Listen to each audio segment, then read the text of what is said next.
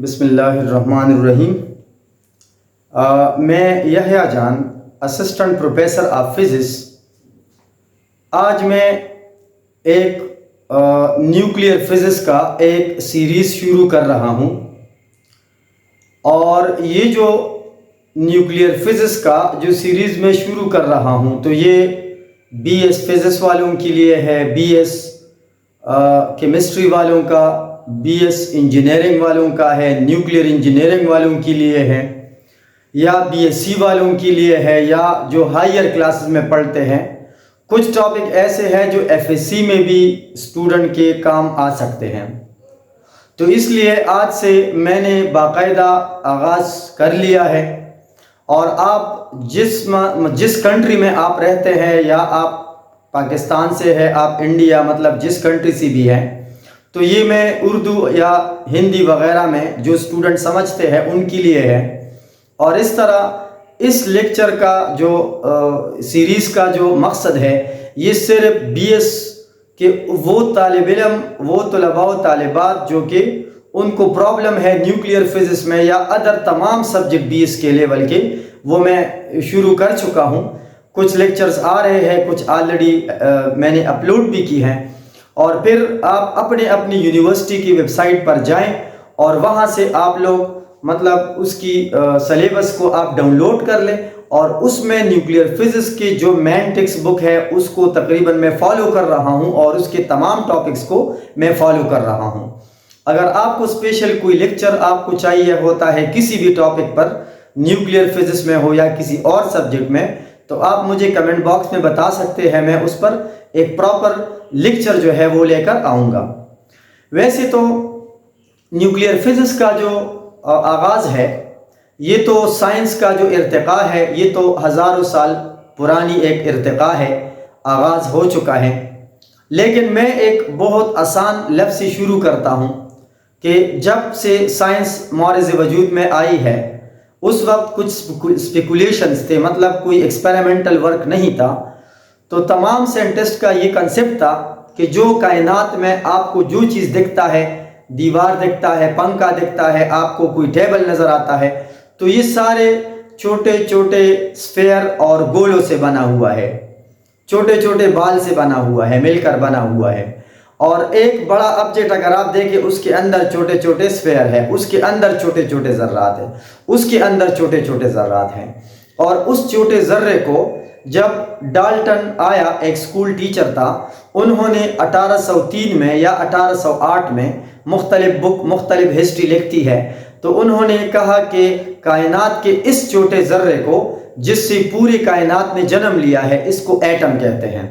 और एटम की लफ्ज़ी मानी है नाकाबिल तक़सीम ज़र्रा, इनडिविजिबल, जो जिससे और छोटा ज़र्रा पॉसिबल नहीं है। ये 1808 का एक कंसेप्ट था। उसके बाद फिर जब और अदर 100 साल गुजर गए, मुख्तलिफ एक साल के बाद, 100 साल के बाद, तो उस एरा में 4 बड़े बड़े साइंटिस्ट आ गए। उसमें एक साइंटिस्ट जो था वो था बेकरेल, हेनरी था, इसके अलावा क्यूरी, इसके अलावा जे थॉमसन था, रदरफोर्ड था। ये एक दौर के लोग थे जिन्होंने सोचा कि एक्चुअली एटम के अंदर भी कुछ ज़र्रात मौजूद है। इसीलिए मैं कुछ मॉडल वगैरह आपको डिस्कस करता हूँ। सारा डिस्कशन तो मैं नहीं करता क्योंकि जस्ट एक थोड़ा सा एक शॉर्ट सा इंट्रोडक्शन में कराता हूँ। तो उसके बाद 1803 में जॉन डाल्टन ने ये कंसेप्ट पेश किया कि कायनात का छोटे से छोटे ज़र्रे को हम एटम कहते हैं, नाकाबिल तक़सीम ज़र्रा है और उसके अंदर कुछ भी नहीं है। 100 साल गुजर गए, एक साइंटिस्ट आता है, उसका नाम है सर जोसेफ जॉन थॉमसन, जिसको शॉर्टली जे थॉमसन कहते हैं। जे थॉमसन उस वक्त कैथोड रेस पर एक्सपेरिमेंट कर रहा था कि उसी दौरान उन्होंने 1897 में इलेक्ट्रॉन को डिस्कवर कर दिया, इलेक्ट्रॉन डिस्कवर कर दिया। फिर उसके बाद सन 1900 ईस्वी में 1900 में उन्होंने जे थॉमसन ने एक मॉडल पेश किया और इस मॉडल का नाम रखा plum pudding model. Plum pudding मतलब, प्लम का मतलब है आलूचा। उन्होंने प्लम पुडिंग मॉडल ऐसा पेश किया कि एटम्स कायनात का छोटा जर्रा नहीं है, एटम के अंदर भी एक दुनिया बसती है, एटम के अंदर भी कुछ जर्रात है, एटम के अंदर पॉजिटिव और नेगेटिव चार्जेस हैं। और इसलिए उन्होंने मिसाल ऐसा दिया जैसे कि आलूचे के अंदर जो पुड होता है, उसके अंदर जो मतलब खीर सा होता है या उसके अंदर जो गुठली होता है, उसको उन्होंने नाम दिया प्लम पुडिंग मॉडल का। जिस तरह आलूचे के अंदर ये पुड होता है, ये खीर सा होता है, मतलब वो मगज सा होता है, तो इस तरह का एटम के अंदर भी पॉजिटिव और नेगेटिव चार्जेस एम्बेडेड है। तो जे थॉमसन ने एक मॉडल पेश किया, J Thomson propose plum pudding model. इसके बारे में एक आप खुद देखो, ये हमारे पास एटम है, आप इस एटम को प्लम कंसिडर करो, आलूचा कंसिडर करो। इसके अंदर ये खीर सा है, ये मगज सा है, ये जूस टाइप जो मटेरियल है, और उसके अंदर गुठली है। तो मतलब जिस तरह वो सारे मिक्स पड़े हैं वो सारे, इसी तरह इस आलूचे के अंदर, इस एटम के अंदर पॉजिटिव और नेगेटिव चार्जेस भी एक दूसरे के अंदर एम्बेडेड है, एक दूसरे के अंदर मिक्स पड़े हैं। तो उन्होंने इस मॉडल का नाम प्लम पुडिंग मॉडल पेश कर दिया, क्योंकि जिस तरह आलूचा होता है उसके अंदर पुड होता है, पुड अंदर गुठली का नाम है, तो इसी तरह इलेक्ट्रॉन और प्रोटॉन यानी पॉजिटिव और नेगेटिव चार्जेस भी मिक्स पड़े होते हैं, लाइक आपको स्ट्रक्चर नजर आ रहा है। फिर उन्होंने एक दूसरा एग्जाम्पल दिया वाटरमेलन का। तरबूज, ये वाटरमेलन है और उसके अंदर एक रेड पोर्शन है, जूसी पार्ट जो है, ये रेड पोर्शन, ये क्या है? ये प्रोटॉन है।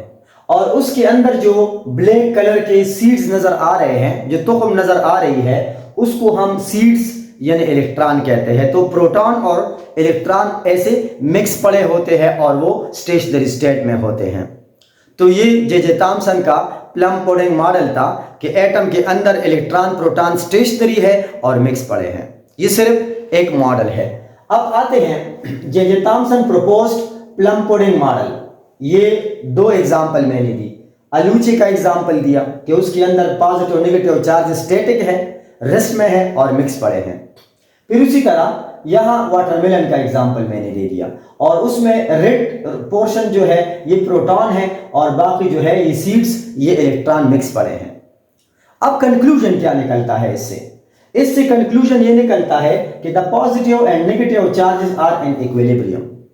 ये इक्विलिब्रियम में होता है। कैसे इक्विलिब्रियम में? आपको पता है जितने इलेक्ट्रॉन है उतने प्रोटॉन भी है। अगर इस आलूचे के अंदर, इस एटम के अंदर 5 प्रोटॉन है तो 5 इलेक्ट्रॉन भी है, यानी पॉजिटिव और नेगेटिव चार्जेस। मैं प्रोटॉन इलेक्ट्रॉन फिलहाल यूज नहीं करता। 5 पॉजिटिव चार्ज है और 5 नेगेटिव चार्ज है। फिर इसी तरह यहां पर भी वही सूरत हाल है कि प्रोटॉन इलेक्ट्रॉन की तादाद बराबर भी है और स्टेशनरी भी है, तो इसलिए ये इलेक्ट्रिकल इक्विलिब्रियम में होगा। इसके अलावा जो पॉइंट नंबर, नेक्स्ट पॉइंट जो है, atom is the sphere of positive charge and electron are embedded. कहता है कि ये एटम खुद एक स्फीयर है, एक गोला है, और ये पॉजिटिव चार्ज का एक गोला है, और ये इलेक्ट्रॉन उसके अंदर ऐसा है जैसे किसी ने एम्बेड किया है, किसी ने अंदर घुसाया है, किसी ने अंदर रखा हुआ है, नस्ब किया है। तो इस तरह इलेक्ट्रॉन और प्रोटॉन आपस में मिक्स पड़े हुए हैं। तो इसके अलावा एटम ओवरऑल न्यूट्रल है, क्योंकि हर एटम में जितने प्रोटॉन है, एटम इज न्यूट्रल, जितने प्रोटॉन है उतने इलेक्ट्रॉन भी होते हैं। And the density of the atom is uniform. कैसे यूनिफॉर्म है? आपको पता है कि इस वक्त अगर आप इस एटम का कोई भी हिस्सा, आप इधर डेंसिटी फाइंड कर ले, आप इधर डेंसिटी फाइंड कर ले, आप इधर डेंसिटी फाइंड कर ले, आप इधर डेंसिटी फाइंड कर ले, तो आपके पास जो डेंसिटी होगी दैट विल बी कांस्टेंट। अब इस पर कुछ इतराजात होगा, ये तो उनकी नुकात है। जे थॉमसन के नुकात क्या है कि एटम प्रोटॉन मिक्स है, स्टेशनरी है, प्रोटॉन और इलेक्ट्रॉन की तादाद बराबर है, न्यूट्रॉन का कोई कंसेप्ट ही नहीं है, डेंसिटी कांस्टेंट है, एटम न्यूट्रल है, न मोशन का जिक्र है और न उसमें किसी स्टेबिलिटी का जिक्र है। इस पर कुछ रिजेक्शन आ गए।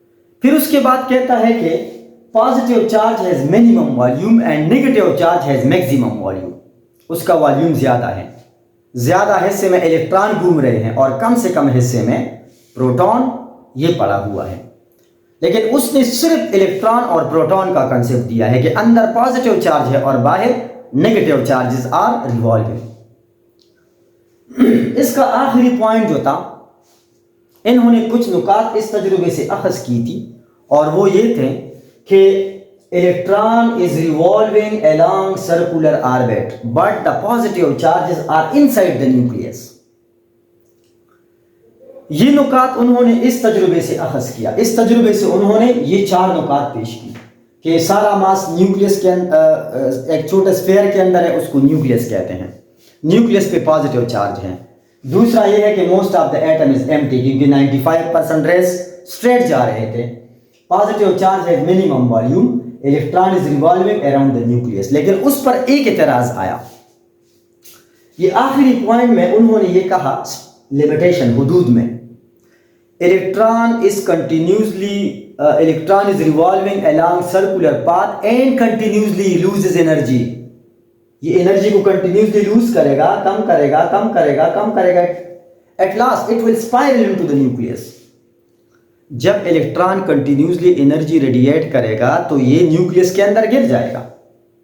लेकिन ऐसा तो अभी तक हुआ भी नहीं है कि इलेक्ट्रॉन न्यूक्लियस में गिर जाए। मॉडर्न फिजिक्स में ये सब कुछ पॉसिबल है। भी मैं उस वक्त की बात करता हूं जब उन्होंने 1911 में मॉडल पेश किया था।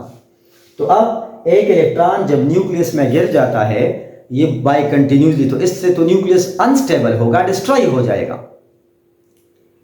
ये बात रदरफोर्ड को मालूम नहीं था कि एक इलेक्ट्रॉन कंटिन्यूसली एनर्जी इवॉल्व कर रहा है, रेडिएट कर रहा है, लूज कर रहा है, या कांस्टेंट है, और इस तरह ये अनस्टेबिलिटी को डिस्ट्रॉय करेगा। तो इस मॉडल ने हमें 2 चीज़ें नहीं बताई, इलेक्ट्रॉन का मोशन कैसे है और न्यूक्लियस क्यों स्टेबल है।